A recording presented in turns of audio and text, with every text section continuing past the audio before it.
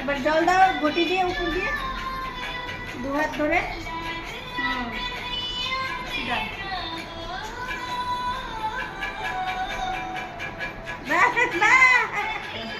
ডুবে যাবে তো গোপাল। হয়ে গেছে, রাখো।